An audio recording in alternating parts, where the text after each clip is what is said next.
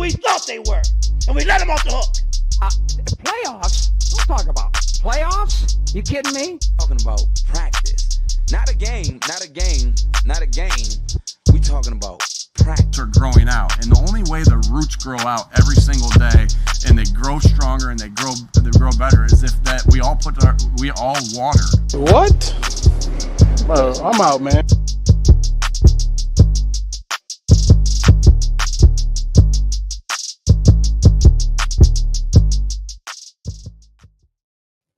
What's up? It's Monday night. How's everybody doing? Chip for the birds. Joined by I'm Drip, aka JD, aka Ooh, and aka Post Nasal Drip. Yeah, I love Post Nasal Drip. We were talking off air before the show went on. I am almost the same hue as you. Yep, that's fair. That's fair. I don't know what happened. The home run derby, Adam sees. Yeah. So wait, real quick before we get anywhere, I have a hot take. I have a hot take about the home run derby, because we know our boy Kyle Schwarber's in it. He's a Philly. I want him to win, but at the same time, I don't, and I want to tell you why. Okay, inquire minds want to know. So the last time the Phillies had winners of the home run derby, Bobby Abreu, Ryan Howard. The rest of their season was absolute garbage dumpster fire juice because they altered their swing for the home run derby, and then they take a long time to get it back to normal. I do not want to see that happen to Kyle Schwarber because he is the only thing holding this Phillies team together right now. Literally the only thing holding this Phillies team together right now. So if he's already tweaked it, it wouldn't matter if he wins or not. Yeah, but here's the thing. When Abreu won, when Ryan Howard won, they had like 35, 40 home runs in the Derby. That's multiple swings. I'd rather him put on a decent showing. I mean, he's going against Albert Pujols. Right. Like, I'd rather him have a decent showing, get knocked down the first round, and start getting his swing back to normal. I think if he's already changed it, then it's already changed at this point. I want him to win. I do. I really want Schwarber to win, but at the same time, I want this Phillies team to make the playoffs. So for me, that's more important. And without Bryce Harper playing, I need Kyle Schwarber to be the consistent leader that he is right now. Playoffs. The MVP candidate that he's been. Playoffs. So that's how I feel about that. Playoffs. I kind of want Albert Pujols to win because. Wow, we've hit rock bottom here. We have hit rock bottom. I love Kyle Schwarber and I love the Phillies, but I want Albert Pujols to go out on top. He's Pujols. For a while, you thought he was going to break the home run record, and then I never thought that. All right, wait. Let me ask you: who is the all-time home run leader in your mind? Is it Hank Aaron, or is it Mr. Bonds? Hank Aaron, without question. Oh, the steroid thing. Here we go. It's not about the steroids. For me. Show your work. Hank Aaron, his body of work. He did it in a time where they were literally chasing him out of fucking arenas with like pitchforks and like damn near tiki torches. Well, hold on. Devil's advocate. Bonds did it without seeing a pitch for weeks at a time. Towards the end. We're talking. One is a threat to your life. The other one is just a threat to your livelihood. It's not to take anything away from Barry Bonds, but the steroid thing does hurt me a little bit with that. And then on top of it, Hank Aaron is just Hank Aaron. He's like the Michael Jordan. It's like the GOAT conversation, like Jordan over LeBron, like different eras. But to me, the dominance of Hank Aaron is just the dominance of Hank Aaron. I'm sorry. Wait, so can I tell you something that I came across basketball related? And Matt, I agree. Wait, the home run derby used to be better when it was you had 10 outs and that was it. You took 10 swings, and if you hit a home run, it counted as a swing, and you got to keep going. As opposed to now, where it's like this time stuff, and it's. I'm not crazy about it. Like the numbers and the 30-second bonuses. Like I am peeping it. Here on the cellular. But again, I'm never apparently about anything. I love the home run derby. Baseball guy, love the home run derby. but I don't like the new way it is. I agree with that. Home run derby used to be better. I don't think people are not tuning into this for the home run derby. I can assure you of that. Well, again, you can do both. I am currently doing both. Facts. So can I tell you something that I came across, speaking of, the GOAT conversation? Let's talk about it. And I forget who it was, and I forget where I saw it. In fact, while I'm introducing, I'm going to check my bookmarks real quick to see if by per chance I bookmarked it for the conversation piece. For those of y'all who just are turning in, we do have some stories to tell. Oh my God, it is story time. A lot of stories about to go down. First of all, I want to say shout out to my home team, Greer High School in Greer, South Carolina. We're about to do big things. Pew, pew, pew, pew, pew. Is that like an inside thing? No, it's not. It's just I didn't know what to do with my hands, so I just figured out making noise. It's only right. Ricky Bobby. So wait, all right. So before we get into the story, Matt, I like to keep you hanging on by a thread here. By the way, we're not talking about the Flyers tonight. That team is terrible. They need to sell the Flyers. I don't care where they sell them to. That team is awful. Okay, Flyers talked on. I saw an image somewhere that said that neither Jordan or LeBron are the GOATs. And you want to know what exactly? So here was their logic. Who said it? I forget where I saw it, but here was their logic. And the logic was that they needed, whoever the GOAT is, needs to be good at everything. Right? They need to be the best ball handler, the best shooter, the best this, the best this. So the names that kind of went into it were Kyrie. They put the Currys in there. Like, those guys are the GOATs because they do everything. Like, we all know LeBron can't shoot threes. LeBron James cannot shoot threes. Yes, he can now. Yes, he can. Yeah. He shot a lot better. No. He shot a lot better, especially in the last. What, in the Drew League? No, he shot a lot better in this last part of his career. He's hit a lot of threes. I can't give you that, and I'm not a LeBron guy. I can't give you that. I'm not a LeBron guy, but again, like, it's the whole well-roundedness. Like, LeBron is not a lockdown defender, but he's had big defensive moments, so I can't go about that. Correct, but that doesn't mean he's the greatest of all time. They said the same thing about like Jordan. Like, Jordan was like, he has weaknesses in his game, therefore he cannot be the GOAT. I did not agree with this take at all. I did not agree with this take at all. I am sharing what these other people had. Okay. Let's hear it. I did not agree with this take at all. That's what I'm saying. Can I destroy this take, please? Please do. Okay. So first off, number one, in basketball, it's one of the most complex sports that it is, because you have to do a lot of different things in order to be good at anything. So Matt is ready to go tonight. Ready to go. So when it comes to Jordan did a lot of things. Defensive Player of the Year a couple times, MVPs, championships, just complete dominance for like a 6 or 7 year period. And the only reason that he didn't continue to win is because he legitimately stopped. Like, he retired twice. So, I would say that at the end of the day, Jordan is probably the GOAT for those very reasons. And the fact that he made basketball international, we wouldn't even be talking about Luka Doncic or Liao Ming or any of these guys without Michael Jordan. Nobody cared about basketball outside of the United States until Michael Jordan. So for that, we must thank you, MJ. LeBron is a good man. So LeBron hasn't had any scandals. He hasn't, he's kind of kept his nose clean. He's been a role model for our kids, with the exception of saying things asininely before he has the information. But as a mogul and as a basketball player, he is a mixture between Michael Jordan and Magic Johnson. So I would say he's the mogul of Magic Johnson, and he's the basketball player of Michael Jordan. And they had a baby, and he is what we call LeBron. I think that's an interesting take when you talk about like Michael Jordan. Michael Jordan was the trendsetter. He made like you said, he made basketball international. And LeBron, I think, has been a bigger ambassador to the game. Well, you got Allen Iverson too to bridge the gap. So you had some people in there that. Well, he brought along a culture too. Right. So you have some guys that. Okay, so do you have Michael? And everybody thinks when Michael leaves, it's more excitement. Then you got AI and Kobe, and that's that era. So in that era, they bridged the gap till LeBron gets there. And then LeBron gets there, and it's like mass pandemonium. His whole career there, like from the time he's 18 till now. Even before that, the whole Sierra, like when he was in high school, and then the same thing almost happened with Zion, but he's not that guy. No, he hasn't proven anything. And even if he comes back these next years and he plays relatively well, he still now got to compete with Ja, because Ja's the next one up. Ja's the next one. You know, Ja's the next one up. And if out of them young cats, he's the next one that I think is going to do it.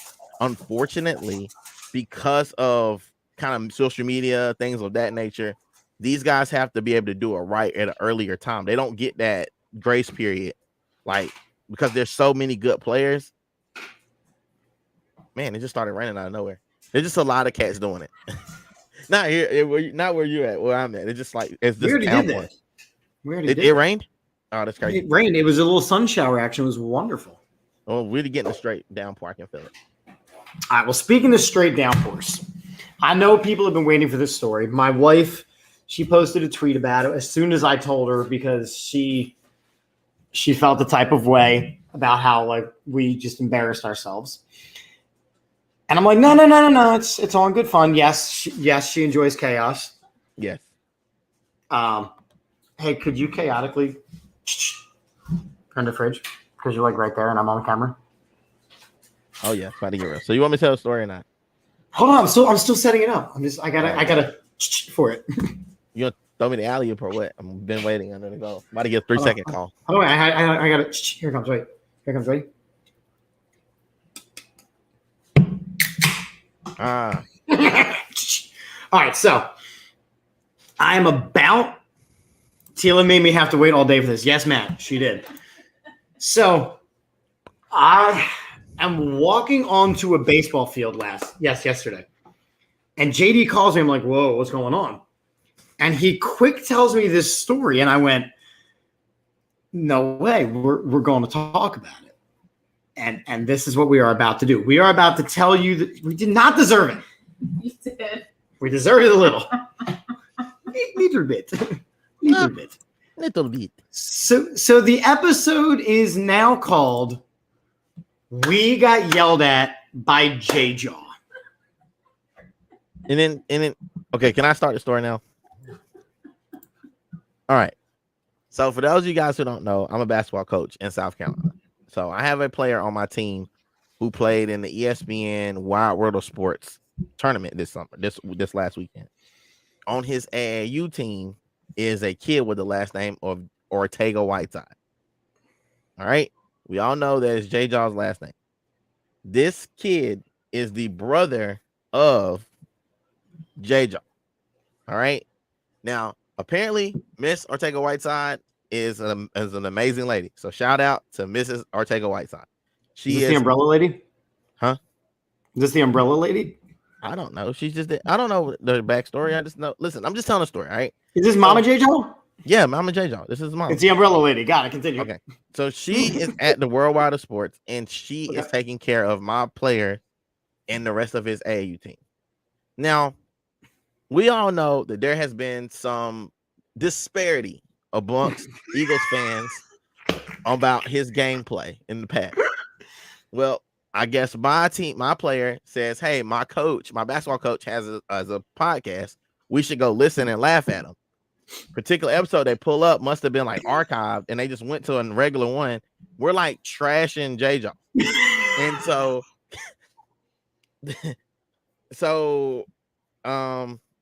so basically, I guess he must have like walked in around the time, or the brother was watching it, tells him. So Amari calls me, which is my player, calls me, and we have a conversation about it.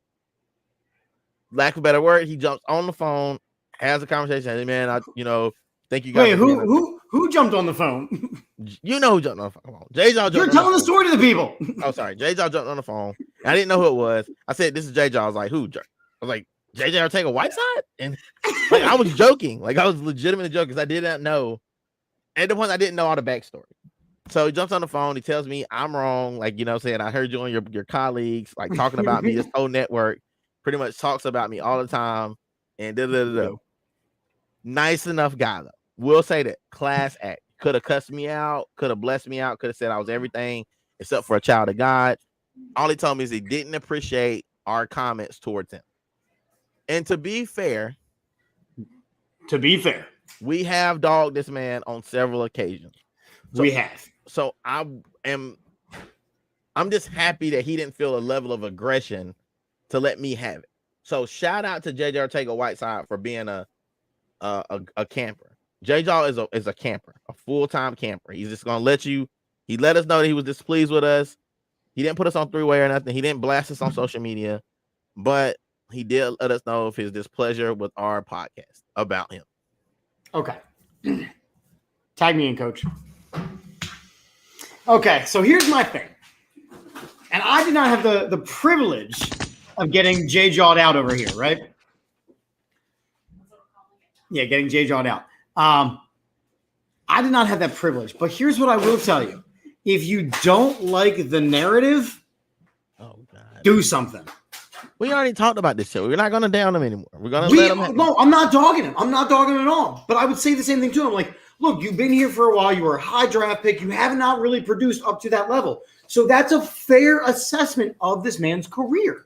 He's a tight end now. Yeah, he had to change positions. That's not what he was supposed to be when he got drafted out of Stanford in the second round. Yes, this man is always going to be linked to Justin Jefferson. That's not Justin. Yeah, to DK Metcalf. He's always going to be linked there. We know that. But the fact of the matter is that I will be the first person to be like, you know what? My man turned it around. When he turns it around,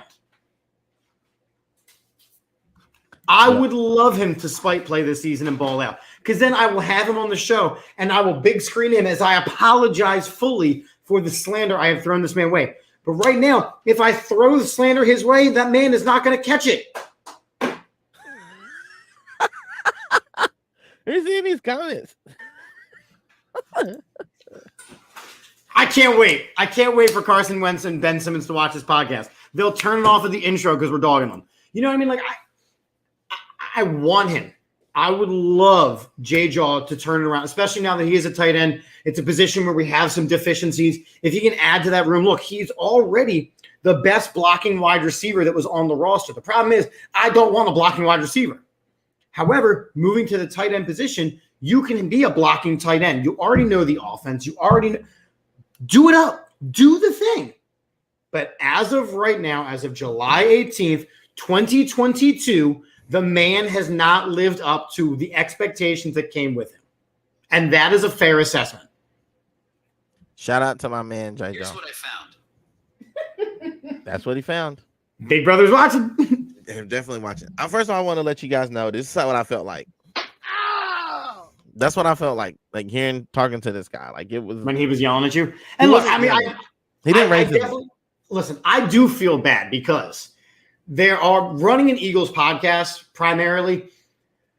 We do tend to get heated and we do speak emotionally. And him and Jalen Reagor have been the subject of ridicule, some pretty slanderous episodes. I do understand that.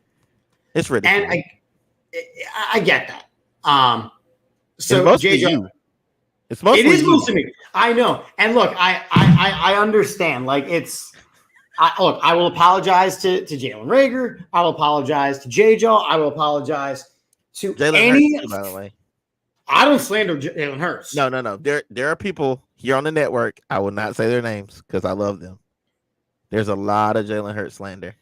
There is. I will not slander Jalen Hurts. I want you to keep that same energy. So all I'm saying is, look, I would very much like him to be a huge member of the Philadelphia Eagles, because for me, that would be the best case scenario. That's it. Stop it, madam. You're sitting across the table from me. You're right there. Listen, I'm going to be honest with you. I wouldn't leave my girl around Jalen Hurts. That's all I'm saying. No, neither do I. He was at the Montgomery Mall. I told her after the fact. I'm like, he was at the Montgomery Mall an hour ago. Dude, like, the thing about it is, I think, like I said, I've already told you how I feel about Jalen Hurts. I think Jalen Hurts is a great guy. I think he's getting the short end of the stick. I think a lot of these guys getting the short end of the stick. They're all really young. Well, JJ Ortega-Whiteside's what, 3 years in? No, more than that. How long has Justin Jefferson been in the league? He's only a year. He's DK Metcalf, right? He's what, 4 years? He was drafted in the second round of the 2019 draft. That's 4 years then. Well, 3 years, really. That makes sense. That makes sense. Yeah, that does make sense. Yeah. Okay, so he's 3 years in. I mean, anything can happen at this point. I mean, he's changing positions now. He could come out and be a baller tight end. He could catch the ball. He's been catching the ball with receivers. So I mean, it's not like he can't catch the ball. He probably can't. He probably catches better than Goddard. Sorry ass, with all the brick hands he's got. All right, now we're pissing off Dallas Goddard. Come on now. Listen, we gotta do something. Listen, at this point in the game, I want equal opportunity slander. All right, from now on, equal opportunity. If you do something bad, you should be able to get it. All right, that's all I'm saying. We let Nelson Aguilar have it. He came back, from it, did all right. What can these guys do? Last year they said Devontae Smith couldn't get off the blocks. So we'll see if he can get off the block this year because now he's playing the second. And that's it. You have to. I do feel that you have to listen to the criticism, fix it, and then do something. Like if you just hear the criticism, a la Ben Simmons, and go, "Wah," I won't. A la Carson Wentz, "Wah." If you just listen to the criticism and then just accept it to be truth, you're kind of a punk ass. Can we also add James Harden to that as well? Thank you. Well, we're going to talk about him. But if you take the criticism, you hear it, you process it, and you go, okay, I am going to shut people the hell up. I have nothing but respect for you. Nothing but respect for you. But what happens when that player lose love for the city for the criticism? Because I think that should be fair assessment. And you know that we do. Philadelphia is a tough town to play in. It's a tough town to play in, but at the same time, look at Daryl Dawkins. Brian Dawkins has no problem. He never has to buy anything in the city. So that's not a fair assessment either. I think that this city has some charm. I think that there are some people. We expect a lot out of our athletes. Facts. Whoa. We do expect a lot out of our OKers. That's what you describe Jalen Reagor and JJAW right now. And hopefully later on they will be players. Haha. I see what you did there, Tila. See, all she Freudian slipped into my point. I get what you're saying. Listen, and I'm all right with it. I know we kind of are a little bit off thing. It was kind of cool to have interaction with a that was cool though. It was cool. The fact that they were watching this episode when he walked in, and then he's kind of like, "Hey, who are these dudes?" And who's to say? Like you and I are podcasters. Who's to say that he doesn't come into camp and absolutely ball out this year? And who's to say he doesn't give us a shout out or talk shit to us and make us famous? Like I'm good with that too. I'm good with that. Let's go.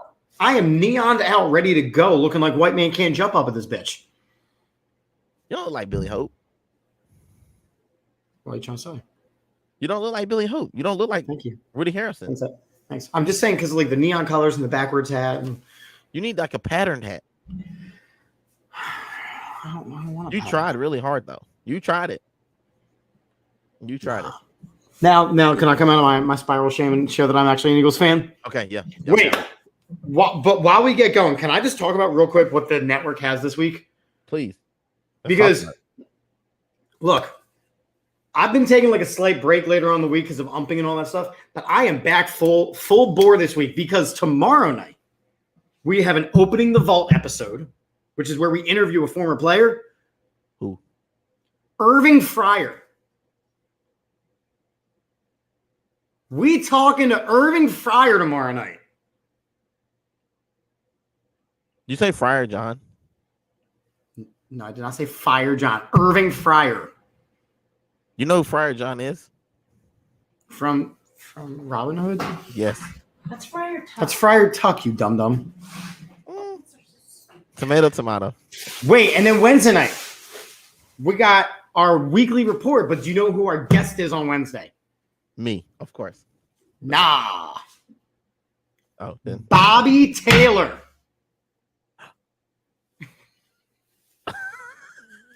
I'm talking to Irving Fryer and Bobby Taylor this week. Bobby T.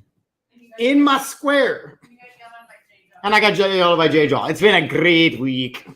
Listen, only thing that can happen now is that Tila can be accepted for the next season of Dancing with the Stars. That's the only thing that can be left. Listen, we went on a little early tonight because T and I have to watch our new show. The Bachelorette. Please don't. No, it's the one where they have like the famous celebrity like siblings, and they have to like stay in a house and like eventually you have to guess who it is. Oh, that sounds. It's called Claim to Fame. She's going to write down all of her guesses. We have to watch the first episode. She's going to put down all of her guesses. just by seeing these people, and we'll see how right she is. She's really good at like the Masked Singer. So we're gonna do that tomorrow. Like next episode, we're gonna show her like her selections. Yeah. Okay. Speaking of Masked Singers, wait for this transition, right? Speaking of Masked Singers, it's time for a brand new segment on the show. Blue, you're my boy. You're out. Yep. Production is very low. We have a low budget. Low production. All right, so it was a tough weekend in the umpiring world. I decided to first off to change my one Twitter feed, right? So I have obviously my Chip for the Birds Twitter, but I also had a Twitter that was a teacher Twitter, and I'm like, this Twitter gets no love. So I changed it to now being an umpire Twitter. So you can follow my umpiring saga at Umpire Stories. So why don't you put it up on the screen in your name slot? Just throwing it out there. This is a production piece because I would want to follow it, but I won't know how to follow it. I won't remember that. I did it. Bobby, my boy. You're my boy, Blue. You're my boy, Blue. So last week, I umpired 11 baseball games, including 7 on the weekend. So 4 on Saturday, 3 on Sunday. And how many total? What's that? 11 total. 11 total. So like what, 5? So I did Monday, Wednesday, Thursday, Friday, 4 on Saturday, 3 on Sunday. I was exhausted. Like I literally collapsed each day. Yes, this was how I felt and how my wife felt being a solo mom because she is an umpire's wife. And it's tournament season. So I umpired a whole variety of games, including Connie Mack, which is like teenagers. I umped a East Coast Regional 18U game on Wednesday night, which was, oh my God. Was it great or good or bad? You're not saying So there were 3 umpires. It was a 3 umpire game, which I'd never done before. So it was really cool to do. Sure. A 3 bluesome. A bluesome, if you will. No, you're blue. You can't blue chips and blue balls. I don't think we're supposed to watch that show on air. But that game was really cool because I'd never done a 3-man game before. It ended very contentiously. I'm going to talk about that in a little bit. But then I spent my entire weekend umping an 11U wood bat tournament. And I want to stress that part again. 11U. These are 11-year-olds. I'm just going to throw it out there. Were there no home runs hit? I'm assuming. No, there was a bunch, actually. It was really cool. Oh, wow. With wood bats over the fence. Like, legit. Well, I'm going to talk, again, one of my stories. So, Thursday night, I'm umping the first round, and this team is getting absolutely smoked, right? They end up getting 10 run. So, you called the game? No, the game gets called. Like, it's a mercy rule. Right, so you call the game. I don't call the game. The score calls the game. No, but you're like, no, the game's over. Like, you blow your whistle, and people, like, clear out. Well, kind of, yeah. Okay. So you call the game. Yeah, so you call the game. So the first base coach is a poop head. I'm sorry for using such harsh language, guys. Are you trying to keep it low-key or no? But he's a poop head. I don't know what you're trying to say. So one of the rules is slide or avoid contact. JD, when you hear those words, what do you think the phrase slide or avoid contact means? I'm just going to take a shot in the dark. You're sliding to avoid the contact. Kind of. Shot in the dark. Kind of. Self-explanatory.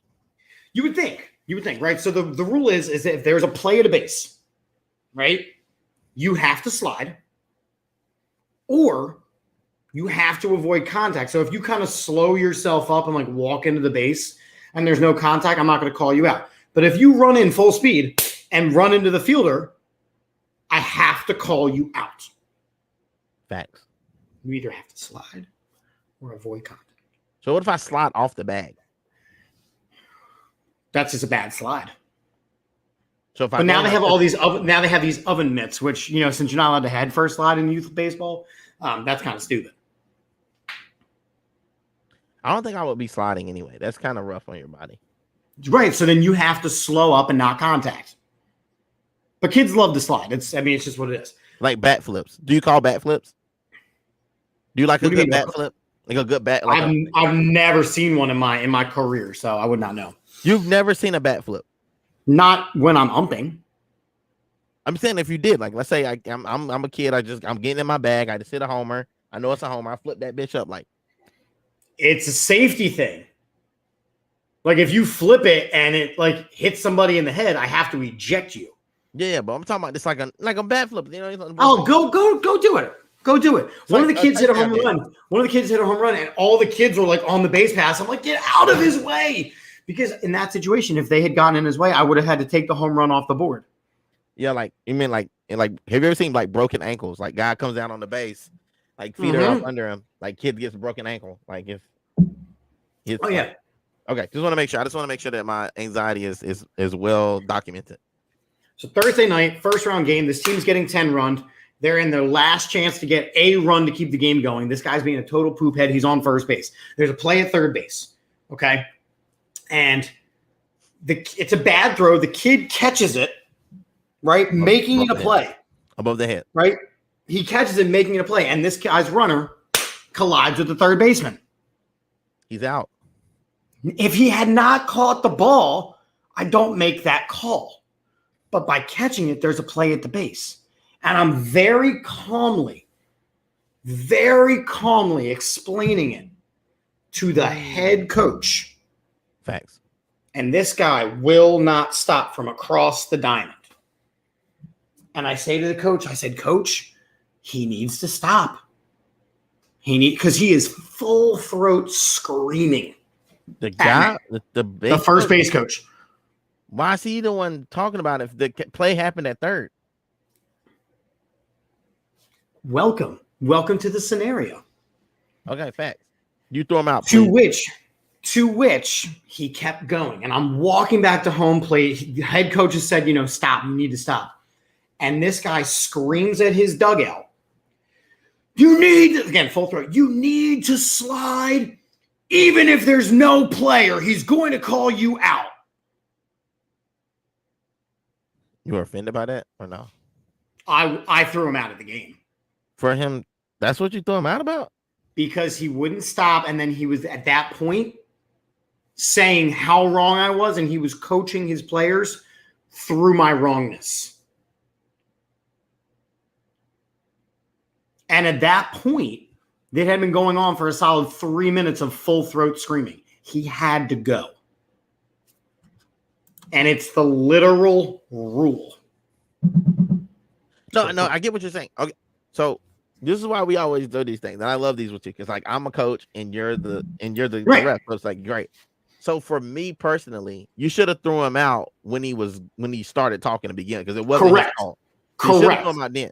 But I don't know if throwing him out when he makes the call to like kind of what's the word? To show me up. Well, it wasn't to show you up. It was just kind of like to patronize you. It was like patronizing. Correct. Like, and at that point, after a solid couple of minutes of it, and he didn't get like the cute, like little coach, you're ejected from this game. He got the you're gone. I like that. But so for I me, didn't actually like wind up like that, but my foot left the ground. I'll tell you that much. To which he kept going. I had the tournament director help escort him up. He waited by the fence line, and then the game ended. This shows how much of a poopy head this guy was. He came back on the field after the game to get a second run of things at me. So I want to throw this out there at you. Like, I know what you're saying. I get it. But me as the coach, this is how I get away, and this is how I don't get ticked. I say things indirectly to my players to where the referee knows that I'm still pissed, but he can't say anything because I'm coaching through his mistake. Like, I'm coaching through the bad call. Like, it's like, listen, he's not going to call anything. You got to play through the foul. Two things with what you just said, though. Number one, it wasn't a bad call. Right. Not it was the right call. It was the safety thing. Number two, it's 11U baseball. You coach high schoolers. I know, but what I'm saying is, but we all do it. Like, even as you as a coach, with your coach hat on, like, we've done, shithead things, like being a coach. Like, when the kid's getting like rolled on basketball, like he's riding them, and I'm like, hey, get his hands off of him. Like, it's just like small little things. But for me to coach my player, the way I get around is, like I said, I coach through the player. I'm like, hey, he's not calling anything. You see how they're calling the game? You got to play through the foul, or hey, you gotta, or hey, he's letting you play aggressive, sure, so you can play aggressive. So it's kind of like, but at that point, since now I want you to put your hat on and teach me something, because now is that offensive that I'm using scenario? If it's a call that is correct, if it's a bad call, you as the umpire, you as the official, you kind of have to take it because you missed one.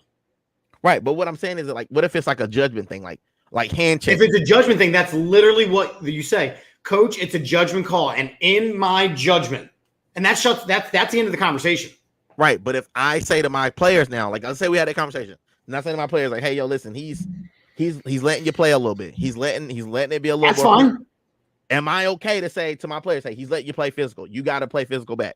Again, that's coaching. You're not full throat screaming at your guys to hurt the other team because he's letting you play more physical.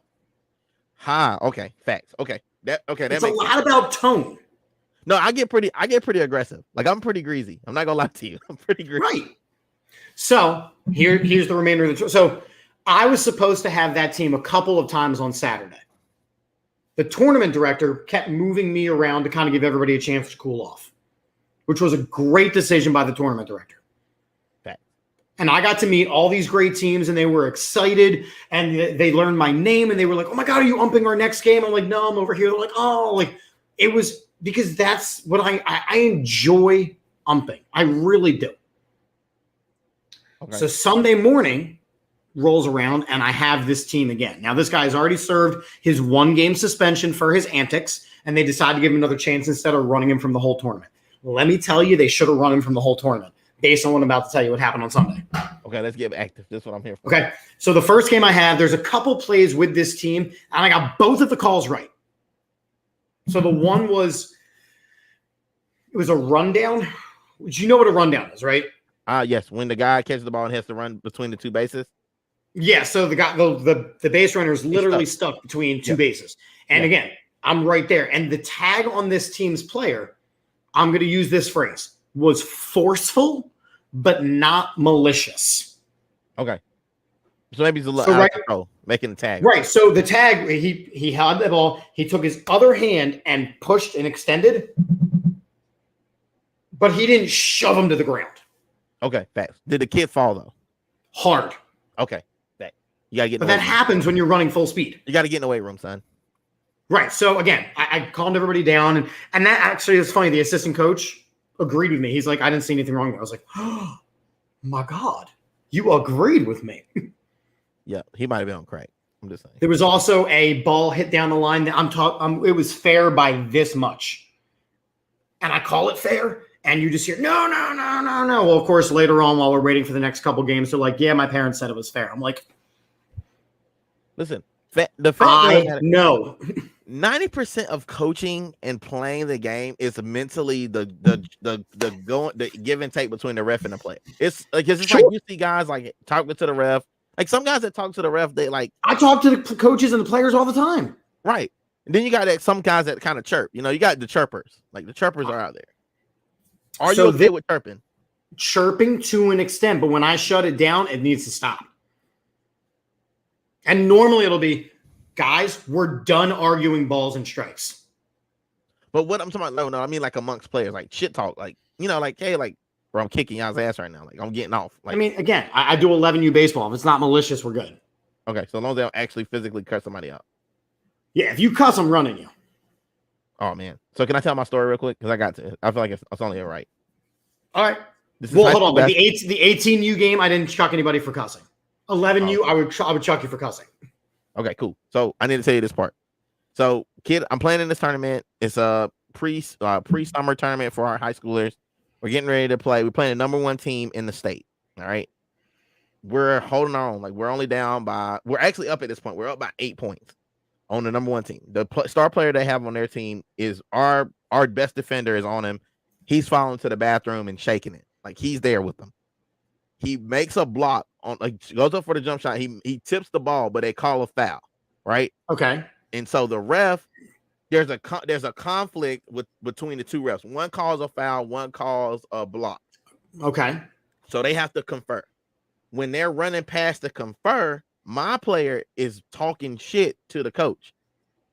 Like the coach and the player are talking stuff. Well, I had been watching it the whole game, and the coach is chirping at our player. Like, get your hands off of them. You know, like just you can't do that. Okay, now we're on the same wavelength. So keep that in mind. We're gonna fast forward a little bit. So as my player is walking up and the refs are walking to me and confer about the call, my player says, "Your boy's weak. He weak as hell." Like that's what he says. Like, as I can hear him. The ref that walks by him turns around, texts my guy. No. Nope. Right. Absolutely not. You're looking to over officiate at that point. Right. So this is why this is happening. One, because that coach has been talking to him all game about watching this player because he's gotten into his head mentally. The number one player that's on this team he's mentally checked out because he's been getting kind of played kind of hard, and he doesn't want the physical contact. And the coach has been talking trash to our player. So I go over, nice guy that I am as a coach, I go over and say, hey, like, that's bullshit. Like, he's been chirping at our player. This is a grown man chirping to a child. So are we going to take up the coach for saying something, or are we just going to get mad? He's like, well, he said it right in my face. I was like, it doesn't matter because this guy who is a grown man is talking to him. He's not talking to the player. He's talking to the coach. And he's telling the coach that that's a weak as hell foul, which it is. So after the game, we have to pull him out. So because you get a text, and in this particular tournament, once you get a tech, you can't play anymore for that game. Okay. It really that's why I said the tech was just over. So then the ref should have known that and mitigated the situation rather than officiating the situation. Exactly. But that's what I'm saying. Because now you're deciding a game. So now what he does is after the game's over, we end up losing by like 2 to this team, whatever. Still goes down to the wire. We lose by 2. We're walking by. One of the other refs that was reffing with him comes by, tells me and my kid, hey, listen, that was a weak ass tech. I'm sorry that happened. Would you, as a ref, if you're with a group of 3, would you go and tell the player that they didn't do anything wrong after the fact? Or would you try to coach up the player to kind of like, hey, man, listen, like, just don't do it? Like, what are you doing as a ref or an ump? So it's interesting that you asked me that question, because last year I umpired a game with a partner who ejected a kid because the kid, and this was a legitimate ejection, he got called out on a strike 3 that the umpire had been calling literally for 7 innings. Oh, hold on. Can you grab some of these comments too while you're down there? Just pop I will on the side, yeah. And so the kid goes, he grabs dirt, he chucks it in the air, he gets in the umpire's face. Legitimate ejection. Right. Facts. I get done the game. I get out of my gear and I go find the player. Okay. Facts. And I said, listen to me. I'm like, you are a great baseball player. I said, you were the best player out here by a mile. I said, had there been a college scout, you're not going to that school. Yep. I'm like, you got to do better. And his mom, as she's loading the car, is just nodding. Facts. Okay. So I was making sure that was, I thought it was right too. I mean, me personally, I'm always looking for coachable moments. And it's one thing to hear from me that, hey, I want you to keep playing with the intensity, but you just kind of got to be kind of aware of your surroundings. Like, you can't. You got to know when. You got to know. Like, I had to eject a kid because he cussed out the third base coach. Like, the third base coach was mouthing off. I didn't catch what the guy said, but the player looked him square in the face and went, yo, shut the fuck up. And I went, you got to go. I'm down with that, though, but I have to let that ride. To which the coach goes, well, he's an adult, he's this. I said, coach, I chucked him for an F-bomb. We got strict rules about profanity. Oh, facts. Okay. Facts. All right, so then, again, dealt with the team on Thursday. They sucked. Dealt with them Sunday morning. No issues this first game. This team somehow makes it to the championship game. Uh-oh. Where your boy is the home plate umpire. It's going to be trouble. There was trouble. I call a good game. I do. And they're losing 2-0. Okay. They're losing 2-0 in the fifth. I missed a strike call. Now, when I say that, it was an outside strike that I had been calling, but it wasn't necessarily a strike. So I did hear that's been a strike all day. Facts. Which is a valid thing. And they start going, and I don't respond to any of it because it was a strike. I knew I had missed it. The problem is that it was 2-0. That batter then singles. The next batter singles. Bases loaded. So the game goes from 2-0 to 5-0 by the end of the inning. Oh God, Chip. I want to point out they were already, or it was 3-0. It was 3-0 at Toads from 3-0 to 5-0.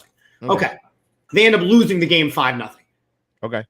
So it wasn't like that one strike then made them lose 5-4. Like they just never scored.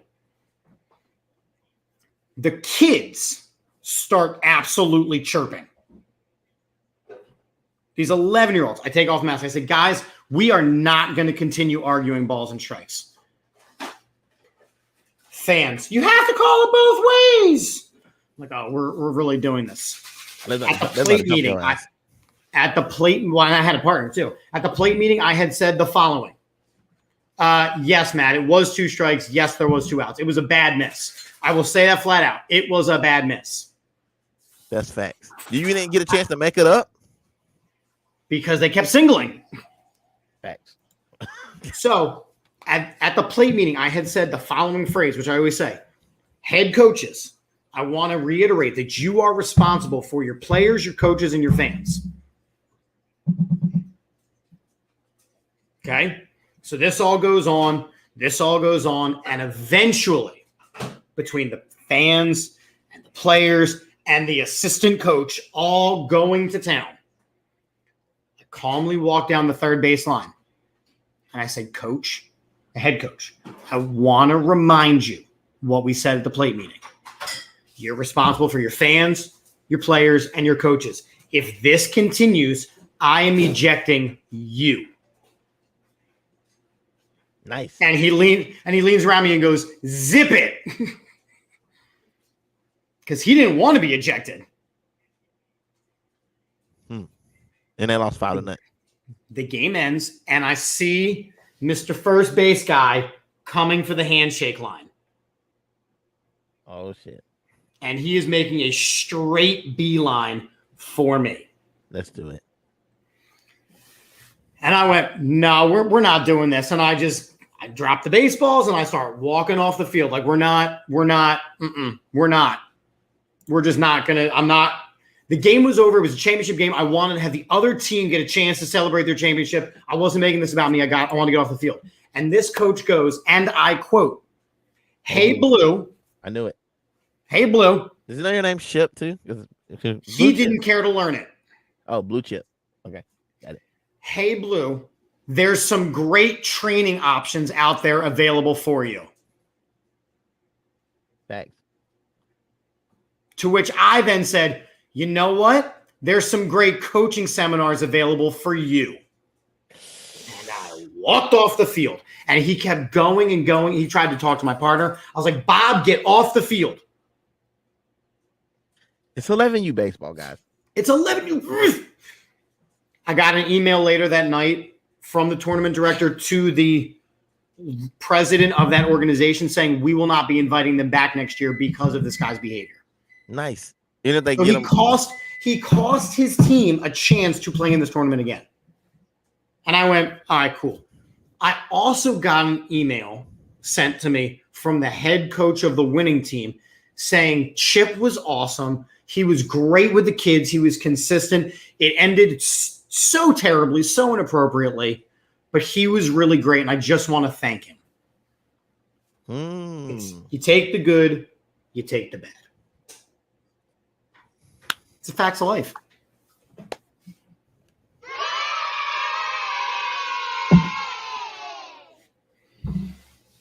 So that's what it's like in the umpire world, just a little bit.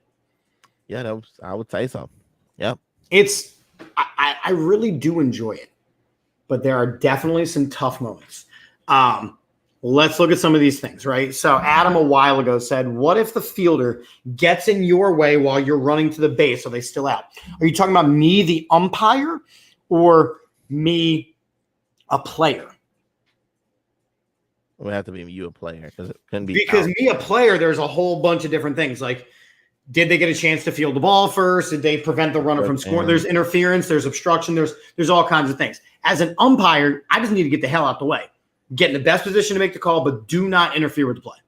Right. There is something called umpire interference, which is an immediate dead ball. Did you know that, JD? No, because referees get in the way of all kind of plays in all kind of other sports, and I didn't know it was a thing. There is an umpire interference if the ball hits me before a fielder gets a chance to make a play on it. Never knew. However, if the fielder gets a chance to make a play on it, misses, and then it hits me, the play is still live. Player. Yep, he meant the player. So the player, it depends. It's the same rule. Like if the runner is running and the fielder is coming up, and the fielder gets in the way, and the runner gets in the way, you normally have to call a dead ball because they have to get a chance to make the play. If there's contact, it's usually an easy call. Like, it really depends on the situation. It's timing. It's all kinds of stuff. There are plays where there'll be contact, and I'll put an arm in the air to let you know, I have something here, and if he gets thrown out at third, well, I'm going to keep him on third because the second baseman, it's all kinds of stuff. Okay, thanks. How would you fare if you umpired in Major League Baseball? I'm not ready. 100% not ready for it. I am taking my PIAA test in the next couple months so I can be a high school umpire. So I'm going to work my way up, but I'm never going to do professional umpiring. I can just tell you that right now. You ever kick out fans for arguing balls and strikes during the game? No. To which, again, I say, coach, you are responsible for your fans, your players, and your coaches. You're a jerk.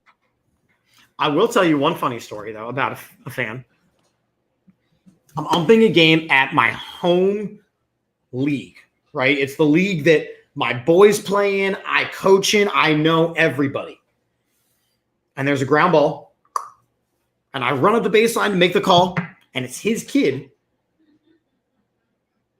I don't know if you heard that, but she's laughing at because she's heard the stories. And I call him out at first base. Boom. And from the left field fence, the fan, you hear, "Come on, Chip, that's a terrible call." And I had had enough. So I whip my head around and I go, "My view is better than yours." Next play, ground ball routine. And this is where I went slightly douchebaggery. Let's hear it. I'm right there again. He was out by 1.5 miles, right? And I look at the play, and I went, "You want to make?" Okay, he's out. Your ass. I was. At that point, I was annoyed. I'm all right with it. I'll allow it.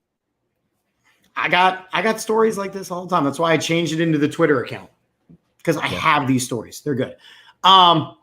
Let's change topics. Yeah, what do we got? What do we got left? Your boy James Harden said something. Fat Hardy. James Harden came out and said, "Oh, Schwarber got knocked out in the first round by 1 home run."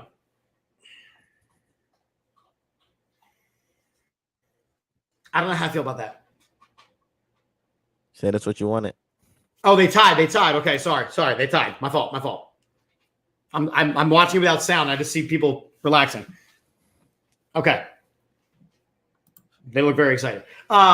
Your boy Harden said a thing, which was basically, he'll take less money if they can get more people. Listen, give me whatever is left after you go get players. Also, he said, Like I averaged like a triple double, and I know it wasn't like 30 or 40 points a game, but I still like averaged like a triple double. So, I'm still pretty excellent. Do you have some thoughts, JD? Oh man, that's an understatement. Do I need to big screen you? No, you don't have to. Oh, you don't have to. No, you don't have to. You're already here. Go. Oh, here we go. Dear James Harden, I hope you watch this. Everybody, do I need to put on a safety mask? No, it's gonna be all right. No shots fired. No shots fired. Dear James Harden, if you thought that you were excellent at anything other than going to the strip club and eating lemon pepper wings with lemon pepper Lou, you have sadly mistaken, my friend. You look like a Maytag person edition. Like, you remind me of a guy that is 2 years past his prime, but still getting paid like he's before he hit. Like, I just can't do it with you anymore, dude. You got to come in and do more. Like, if you're a passer, be a passer, but we can't pay you this big money. And that's probably why you don't want the big money, is because you know that you need more help. You can't be the secondary option because you're not the secondary option. You're like a what's the word for fourth option? Tertiary. Oh, tertiary option at this point. You made everything harder for us this year. Like, you can't guard a parked car. Exactly. You can't guard a parked car. He can't stop a nosebleed. He looked like he was playing in damn quicksand this year. Like, he just couldn't get past anybody. And then the times that he did get past anybody, they would catch up with him so fast. He was rolling in there. He like a damn bowling ball out there. So, yes, I think you should take a freaking pay cut. Yes, I think you should take what's left. Like, you are a squire. Because at this point in the game, that's what you've played like for the last couple of years. Harden, I am sorry. I am sorry. I was excited for you to come. And now that I have you, I might have just stuck with Ben Simmons if you'd be willing to play basketball anymore.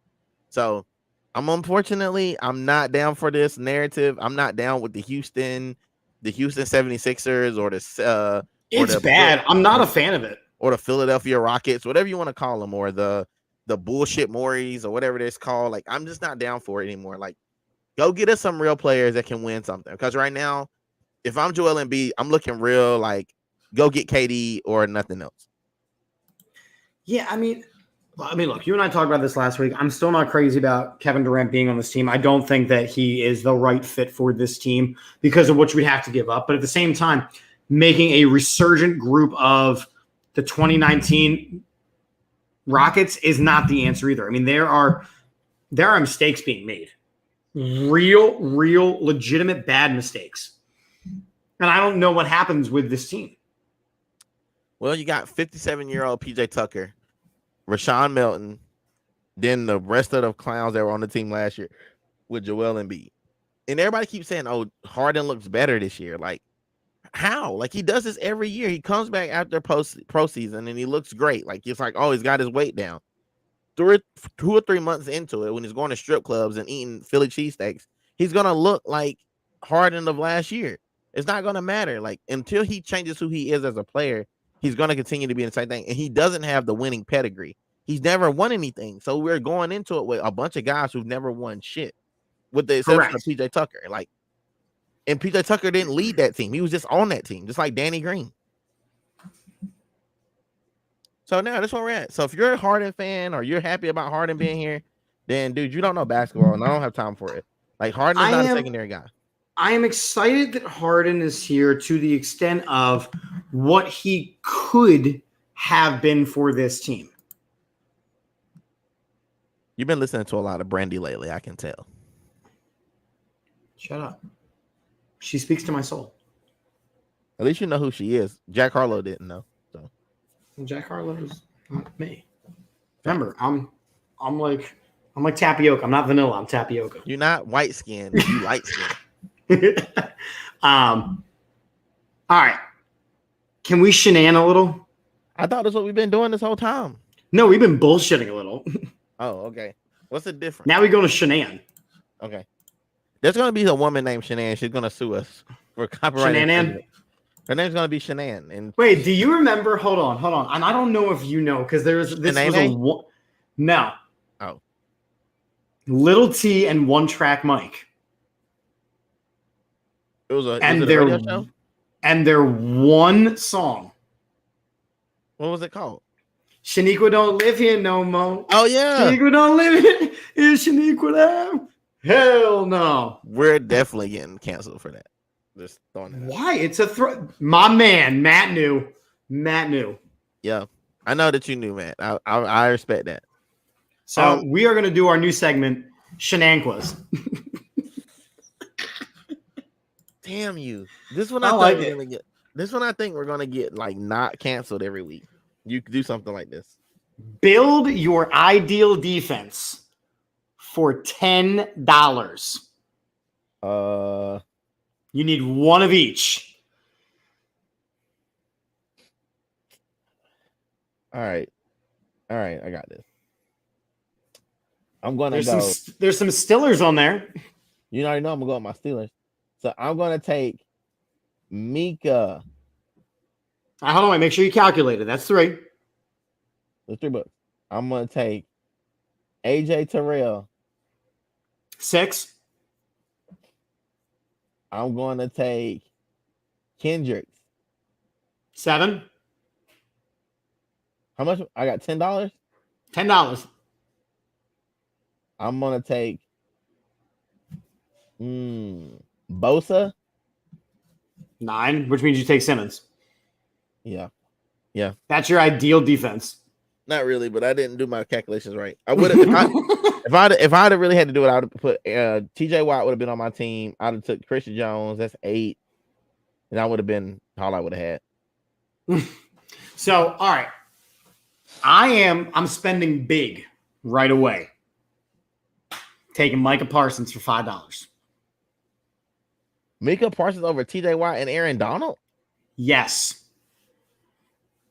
Because there's really good options in those categories for cheaper. But in the linebacker category, it's not even close. People don't care about linebackers anymore. I care about linebackers. So Micah Parsons is for $5. Then I'm taking Jordan Poyer for $1. So now I'm at 6. Because of his love of the Eagles, I'm taking Crosby, 7. He loves the Eagles? He loves Philadelphia. Well, he loves Philadelphia, excuse me. He loves Is he from Philadelphia. Philly? I think so. He would have to. That's the only people that love So Philly. that's 7, which leaves me with, I'll take Buckner and Diggs.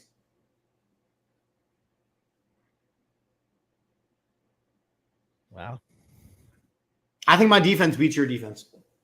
Well, not in the secondary. My secondary is tight. AJ I mean, Terrell's I a got beast. Diggs. I got Diggs who, if he either intercepts it or he gives it up. Oh, I didn't take Diggs. I'm sorry. I took White. No, you took And Diggs. No, you took I Diggs. did take Diggs. Yeah, you're gonna get smoked every play. True. And I got AJ Terrell, great cover, and I got Mika Fitzpatrick, who is a monster free safety. All right. But you do Let's have see what to else we beat got. linebackers. I got other shenanigans. All right. You ready for this one? All right, let's go. Shenanigans. All right. You have to pick your 2000s all-star offense. 1 quarterback, Okay. 1 running back, Okay. 2 receivers, and you have to go from each line, and 1 tight end. I see what you guys did there. Okay. Fair. Do you want to go first or you want me to go first? You can go first. I went first last time. Okay, so I'm going to take Peyton Okay. Thanks. because Tom Brady, while he did win a bunch of Super Bowls, he's really had success later on. Like late 2000s, whereas Peyton had the huge numbers the whole 2000s. Oh, you know what? No, I'm taking that back. I'm taking Brady because Peyton had the injury. Yep. I'm taking Brady. I was gonna wait for you to. I picked up on it. That. I'm taking 2000s Adrian Peterson. Facts. I need that to be known. That's a known fact. Because that was untouchable. I'm taking Moss. I'm taking Hines. And I'm taking Tony Gonzalez. Damn, you're making this hard for your boy. That's my team. All right. Out of my sheer love for this man alone, and I love his commercials, I'll take Peyton. I just love him. I love Peyton. He's fucking hilarious. First off, I'm gonna go LT. Yeah, that was my other one. I gotta go LT. I think LaDainian Tomlinson is the man. Then Can I'm we gonna talk go, about real quick how much Sean Alexander gets forgotten about and how he great doesn't. he He was? doesn't. He was great. It's just that in that list. No. I wouldn't take him over any of those guys. But I'm saying is like you see him And appear on a Marshall list Faulk. like you see him appear on a list like this. You're like, oh shit, I forgot how good Sean Alexander was. And Marshall Faulk. And you got Barry Sanders in a little bit. Well, that's not in the 2000s, maybe. Now he was 98. He retired. I thought. Oh, okay. Well, facts. Edgerrin James was a beast too, by the way. I know. Yeah, there's some bangers on this list. That's when running backs dominated football. Do you take T.O.? I took Moss. Shit. Okay. I'll just for the sake of argument, I'm going to take T.O. I Okay. wanted Randy Moss. I know, me too. So I took And him. then I'll take I took because your I boy. really want dysfunction. I'm gonna take Ocho Cinco. Oh my god! Can you imagine that wide receivers room? Dude, there'd be too many egos. It'd be enough egos to drown him in. And I'll take Jason Witten. Yeah, Jason Witten was a beast. Yeah, Cowboys. And again, look at that list. Jeremy Shockey. People forget about Jeremy Shockey. I was gonna pick Jeremy Shockey, but out of my true hate. I hate that the guy. Giants. I cannot pick him. I hate that guy. But you forgot how good he was. He was really good, and I had a Jeremy Shockey jersey. All right, we got more shenanigans. Okay. So I came across this list. Didn't the wide receiver room exist for a little bit? What, Moss and Ocho? No. Was it Moss and Ocho or was it? No. It was Terrell Owens and Ocho. No, you couldn't. Oh, that's right. He was a Bengal for a minute. Who? Ocho? Yeah. No, T.O. He was a Bengal for a minute. Damn, what was I doing when that happened? Laughing and making popcorn? Nah, You got your popcorn ready. It wasn't that much of a shit show, apparently. Because we would have because T.O. was in his twilight years. Mm. He wasn't still the player that he was. He said he could come back and play right now. He probably could. All right, so this got leaked. It's the Madden 23 top 10 wide receivers. How is Devontae Adams number one? Well, because he's number one. Fine. How? But can we have a conversation that A.J. Brown, Devontae Smith are not considered top 10 receivers, that there's nobody from the Steelers? I'm not even caring about that. My real question is, where the hell is what the? Oh, but you asked Chase Claypool, and he's a top 3 receiver in the league. Hey, get off my man's, all right? Come on, buddy. What were you going to say? Where's JJAW? No, Terry McLaurin is not a top 10. Absolutely not. He got paid like one, but he's not. Definitely not one. Mike Evans hasn't been a top 10 receiver in quite some time either. He's got Brady throwing him the ball. That's the only reason why he's up there. Where the hell is the guy from the rookie of the year? Jamar Chase? Yeah, where's he? Not on this list. Should be. He's better than McLaurin. Yep. Chase Claypool should be up there too. And Amari Cooper, who is he going to have throwing him the ball? Because they're going to suspend Deshaun Watson. I want to point out, hold on. Amari Cooper is listed as higher than CeeDee Lamb. CeeDee Lamb, I don't trust CeeDee Lamb. I'm gonna be honest. Over Amari Cooper, do you? No, I don't. Because he wasn't even a guy last year, and Amari Cooper was still getting more touches. I just can't trust CeeDee Lamb. Ever CeeDee Lamb took his phone out of his girlfriend's hand on F night. He's not trustworthy. He's not trustworthy.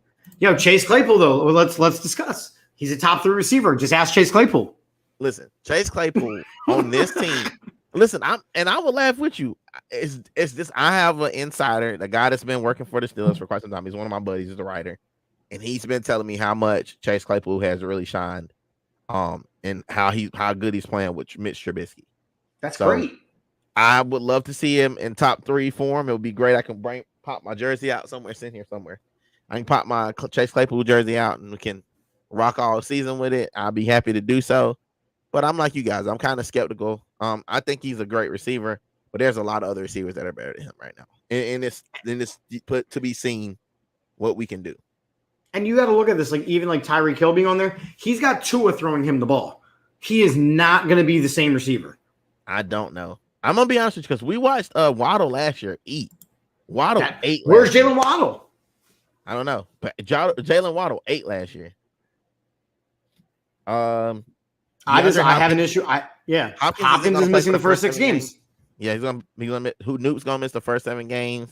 Stephon Diggs has not been Stephon Diggs of the past. Actually, Stephon Diggs is actually pretty trash now.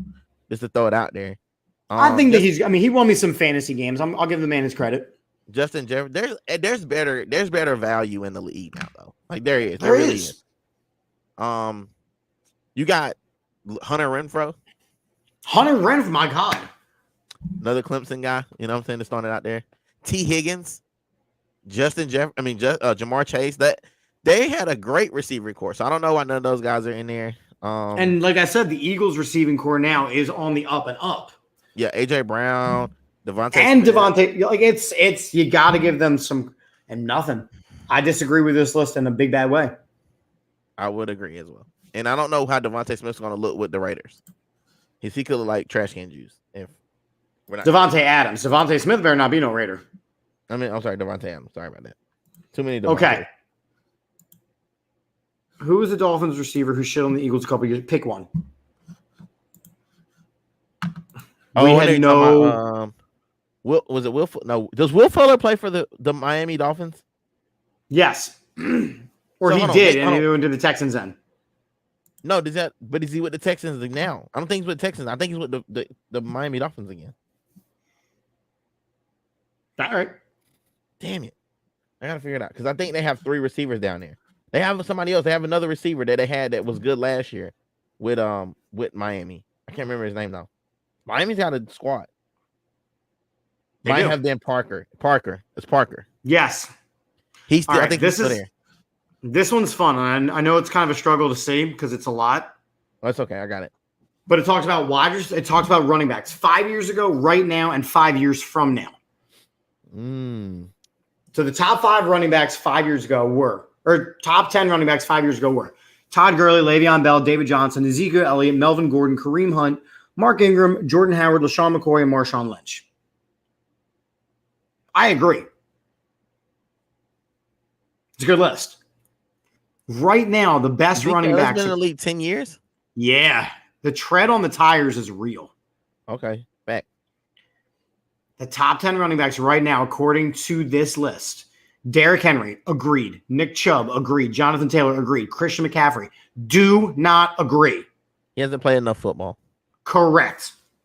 Alvin Kamara, Dalvin Cook, Joe Mixon, okay. Austin Eckler, He's been hurt a lot too. Aaron Jones, okay. Najee Harris. Facts. 5 years from now, this was the most interesting list to me. This isn't a bad list now. No, this is a good one. Jonathan Taylor, I agree. Yes. Javonte Williams, who you saw some things coming from. UNC. Najee Harris will be a top running back. Yep. Breece Hall, I think that might be a bit of a stretch. Definitely a stretch. Travis Etienne. Yes. Turn up. Yeah. Clemson all day long. Bijan Robinson. I'm not mad about that Bijan thing. Bijan is a beast. I like that. I like how they sunk in. Kenneth Walker, it's too early to tell. James Cook, it's too early to tell. Elijah Mitchell, don't think he's going to ever make this list. And Cam Akers, if you think he's still going to be in the league 5 years from now playing at that high of a level, you're out of your mind. With Cam Akers? Yeah. I think if Cam it depends on how he looks. He's got to stay healthy. Like, he had the huge comeback, but he's got to stay healthy. So I got to throw this out there. So let's say that you replace Bijan or Bryce Hall still with Dalvin Cook, and then you got the Cook brothers. Ooh. That's going to be nasty. And we don't know. Look, maybe Kenneth Walker is the guy. Like, right, the problem is that, like, 5 years from now, like, he's listed as a Seahawk. The Seahawks right now are going to be such a run-heavy team that he's going to get the crap kicked out of him for a couple seasons. They do not have a quarterback. But he's going to have big numbers fantasy-wise. So you might I don't know because they're going to key on the run. I mean, at some point, you do not have a quarterback that can move the ball. Therefore, they're going to key in the run. You're going to see 8, 9 in the box. So, quick question. Right now, on all these guys that are here 5 years ago, and then right now, who are you taking if you have the number 1 pick for a running back? Who are you taking? Okay, so wait, let me ask you this: I'm taking the pick now, and I expect them to be here right now and 5 years from now. No, it's just right now.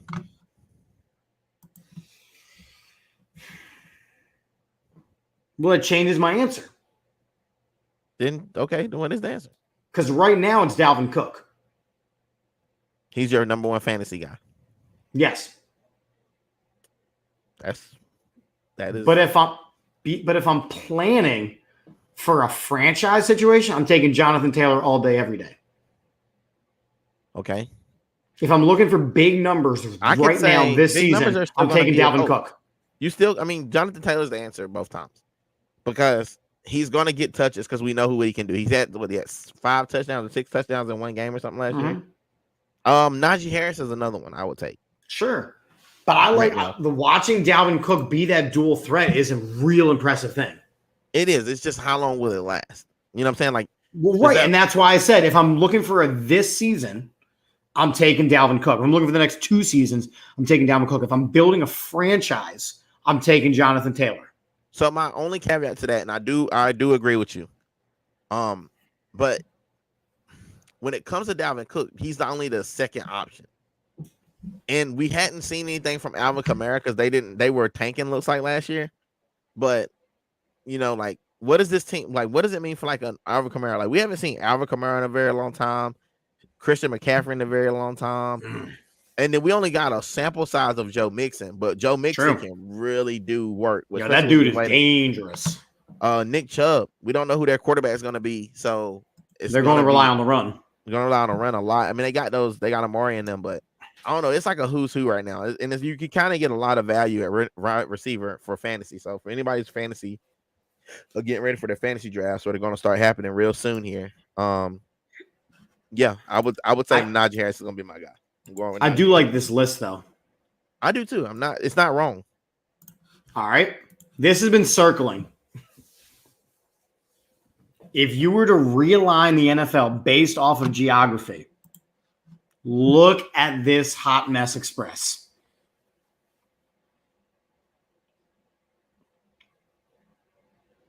What division is the best in football in this situation?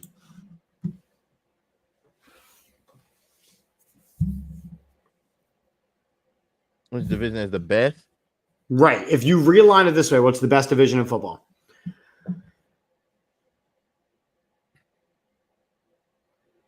And please know there is only one right answer. NFC East. Incorrect. AFC Central then. Correct. I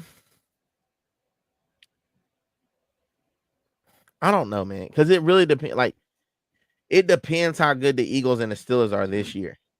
Right, but in the AFC Central, all 4 of those teams are playoff teams. The Titans aren't really a playoff team anymore. They still got Derrick Henry, and the Colts just retooled. I don't think the Colts are that good either. I don't think they literally didn't make the playoffs last year. They literally did not. The Steelers made the playoffs. Carson Wentz. The Eagles made the playoffs. The Steelers made the playoffs last year. The NFC West would be legit, but the Seahawks are a bad team. Shitty. And the 49ers will be a bad team with Garoppolo at the quarterback. The 49ers seem to always find a way to win. Not Garoppolo, with Trey Lance at quarterback. Excuse me. Yeah. But the AFC West is pretty damn good too. It might be the AFC West. I'm gonna be honest. Because I forgot Russell Wilson moved there. Cardinals won't be shit without DeAndre Hopkins. They're gonna struggle. We don't know what the Chiefs are gonna look like without Tyreek Hill. And Derek Carr, we don't know how good he's gonna be. So I mean, technically, I guess it could be a good situation. I think they should do the realignment if they did it. I know the worst one is the NFC South. They'd be boo boo trash can juice, and NFC Central wouldn't be much better. The AFC East would be really bad too, outside of the Bills. Yeah, facts. But I would almost put, if you had to do it straight by like geographical, I would put Green Bay with AFC East, with Buffalo and no, because it's Green Bay's in Wisconsin, which is the middle of the country. AFC East, yep. All three of those teams play in New York, one plays in New York, two say they're from New York, but they're in New Jersey, they play in the same stadium, and then the last one's from Massachusetts. They got this right.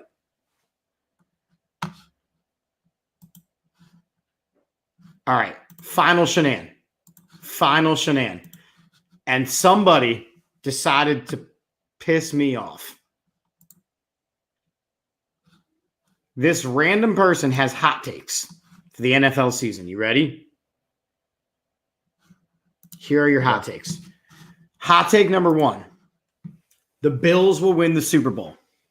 Rapid fire, yes or no? No. Okay. Philly proves to have the brightest future in the league. Rapid fire, yes or no? Yes. Tom Brady has an MVP caliber season and the Bucs are a top 5 team. Rapid fire, yes or no? No. Ohio State wins the national championship. CJ Stroud is the most coveted quarterback. Nope. Yes or no? No. You going to say Clemson? No. Well, we probably will win it, but no. No to Ohio State. Rapid fire, yes or no? Free agency pays off for the Chargers and they win a playoff game. Yes. Rapid fire, yes or no? Packers win 12 games despite the fact they have no offense. False. Justin Fields breaks out, yes or no? Bears go just under 500. False. Okay, which of these is the most believable and which one is the most unbelievable? The most believable is Philly proves to have the brightest future in the league. And then the least believable is Ohio State wins the Natty. But why? Why is it unbelievable? Yeah. Because for the college football players people who watch college football, because I know you guys aren't big college fans, but there's going to be a bunch of teams. Georgia didn't really lose a whole lot. They're going to still be run heavy as they've always been. Their defense is they're just reeing up. Then the Big Ten is they have a lot more to go through. Like they got to play Michigan State, Michigan. And then every so often they get knocked off by a team like a Purdue or something like that. Like you gotta remember they have a big target on their back, opposed to like a Clemson who's an ACC who only has to really compete against ACC schools. The SEC is always going to bring it. So Georgia, Alabama, people are talking about a lot about Florida right now and Miami possibly. Miami's in the ACC, but they've been talking a lot about some of these teams, and I just don't know if Ohio State is going to be able to come out of the Big Ten as easy as some of these other teams coming out of the SEC. The Big Ten just beats the shit out of each other at some point. Right. And then you don't know how good Penn State's going to be either. So that's always they got a decent quarterback this year. I saw him play last year. I went to their last regular season game, so I got to see got to see him play some ball this last year. So I got a lot of high hopes for these guys. What about you? I think the most believable on this list is the Philly thing. I mean, they got the young players in the right spot.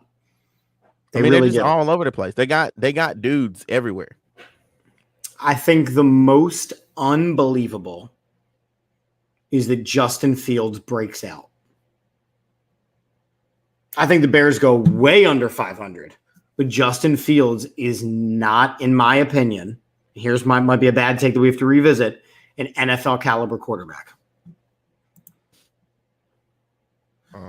Well, I mean, they still got Matt Nagy.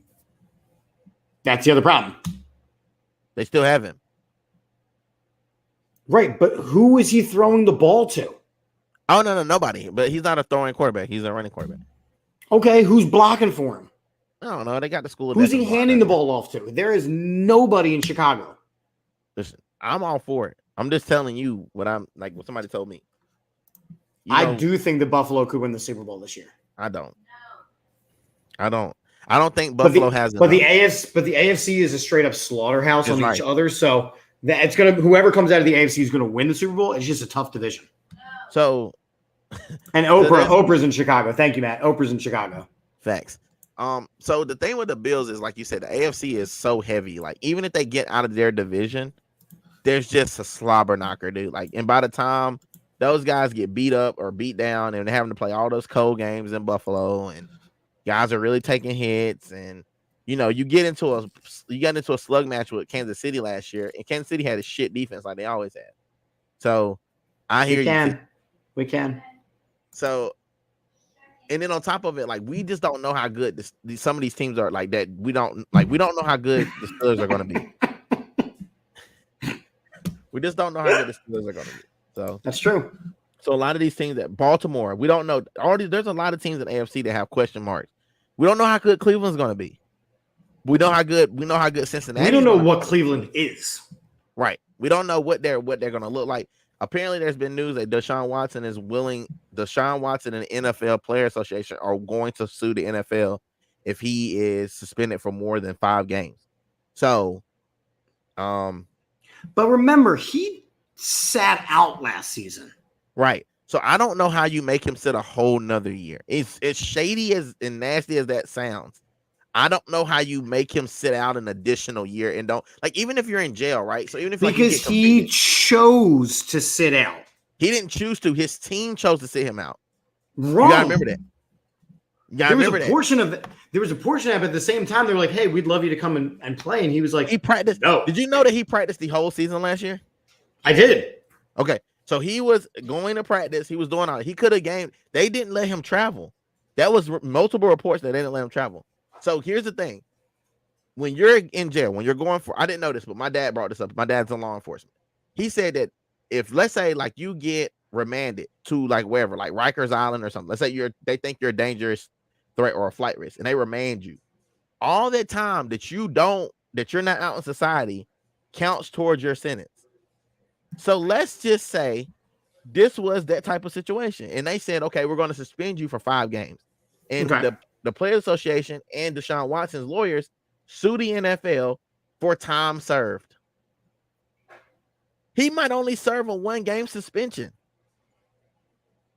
And we can't say shit about it because he did not play the whole last season. It won't be right, I guess, in some people's eyes, but at the same time, he didn't play all last season. So he's been suspended. Wow. So you think that what he did was worse than what Ray Rice or what Tyreek Hill has never served a minute of suspension for? Like, Tyreek Hill should have been suspended. Ray Rice got blackballed out of the league. I think if they're going to suspend Deshaun Watson, then Calvin Ridley needs a 0-game suspension. Oh, yeah. Zeros. Yeah. Because isn't his like stuff like self? Like his was gambling. His was gambling. And gambling is legal, just so we know. Just so we know. And there's somebody else. Nuke is in trouble for PEDs. Mm-hmm. And he doesn't look any different than me. It's not like he's like taking steroids. I doubt that steroids can't help your hands. I just want to throw that out there. The dude has the best hands in the NFL, right next to like Cooper Kupp and all that. Dude dropped one ball 1 year. I just want to take this opportunity to remind you that Taysom Hill has paid more than all the WNBA players combined to play backup quarterback. And that is unfair as well. I just want to throw this out there though about Taysom Hill is that he is an awesome athlete. Awesome athlete, garbage dumpster fire quarterback. I don't really think he's a quarterback. I think he's probably like a runner. He's probably just an athlete. Like, you probably can put him at like the Deebo Samuel's role. Correct. But he's not a backup quarterback. No, but and again, the whole WNBA, like, it's wrong. Listen, can we end on this? Let's do it. So, do your thoughts about? Do you need a big screen moment? No, this is for you. What are your thoughts about Brittany Griner's 5-year sentence in Russia? I think that after a while, it's Russia just trying to be dickheads. And if we were the powerhouse that we said we are, we need to go in and get it. Like, this cannot be allowed. Well, there is a way that we can do this diplomatically, but we have to give away a real life terrorist to get her back. And I think that's what they don't want. I'm just saying, like, this is absolute malarkey that this is even going on as long as it is. I like the. Sorry. Wow, that was rough. I like the fact that you said malarkey. And so it's funny. You said that. Teal typed in malarkey. Yeah, malarkey. Yeah, I mean, it's pretty rough. I mean, if she was any of these other stars, yes. But at the same time, you know, you just. And to be honest with you, she did it at the wrong time. Had this been any other time, they probably would have gave her a slap on the wrist. She probably would have been home. You know what I'm saying? But they're in a it's like a Cold War. Like, it's an ugly situation right now, and they're making an example out of her. Oh yeah, and over some hash. Like, you know what I'm saying? Like, and I'm not really sure why I keep calling it hash, but because it's fun to say hash and malarkey and shenanigans and shenanigans. You cannot say these words. Shenanigans don't live. What was it? Shenanigans don't live in no mo. We're gonna get canceled. What are you guys doing in your network this week? We're getting back to normal, guys. We're getting up and seen running. it. We're getting ready to start full court pressing. No pun intended. All of our shows are starting back. U3, OO, and we're gonna be starting it back. We got some live interviews with some players coming soon. Some NFL people that we know gonna be rolling in.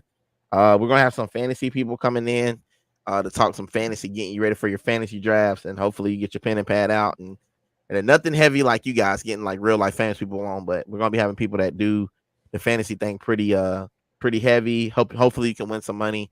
It'll pay off and you go on a vacation with your girl in February.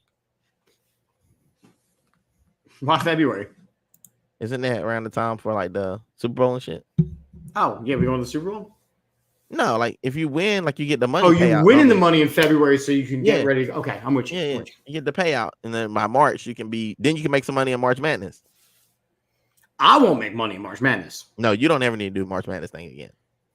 But we're doing it again. I mean, me and Taylor smoked you. We season 2 of the weekly pickoff coming your way in like 50 some days. Yeah, it's gonna be great. Nah, bro.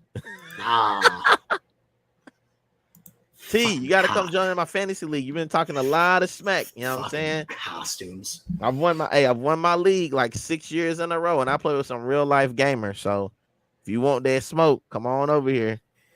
Come get that. We would let Chip be a part of it. Yay. Yes, he's coming to join. That's what I'm talking about. Yay. Wait, do you know that next weekend T and I are going to a Union game? Are you going with I'm going with camp people. I'm going with some people who are like British. Oh, I thought you were going with my man. No, but I'm gonna be like, hi. Is he there? He's soccer. I don't know. I mean, he might be. With Barrera? Yeah, Barrera. Good old Mikey B. Yeah, I'm gonna flash around some AAT swag. Hope they like being embarrassed by a small female based on costume. Listen, Taylor, I'm gonna be honest with you.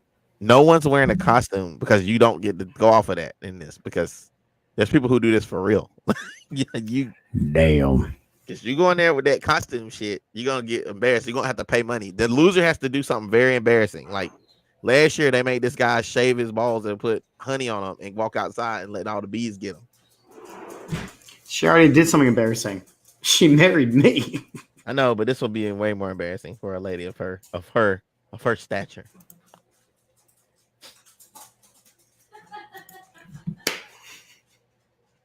Oh man, T, you little. Jeez. I do have a question. One last question. T, you can answer this one too from the other room.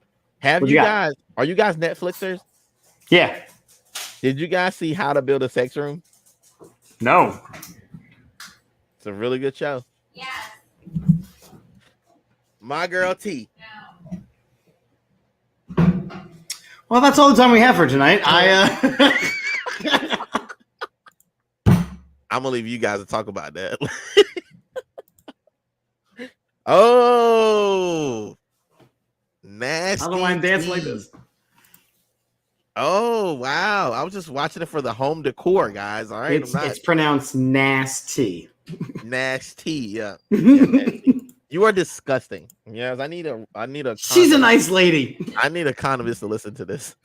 Like I said, tomorrow night we have Irving Fryer on Opening the Vault. Wednesday we got Bobby Taylor. We still have Birds, Beers, and BS. We got all kinds of great sponsors. Coming up in August, we're going to be hanging out with Hollis Thomas at Sports and Social in Allentown. So look for information about that coming up. Your balls will think. I'm not there yet. Statement Games, fun free twist on fantasy sports. AATSportsNetwork.com/shop. Buy the new merch. Symbol.com, stock market for sports. Symbol.com. Use the code AATSports when you sign up. Vinny's Pizza and Restaurant, which is right next to Stuff to the Grills, both sponsors of ours. And as we have said, Manscaped is back in the fold for a little bit, at least for now. So, of course, Your balls will thank you. And I'm Chip at Chip for the Birds and at Umpire Stories.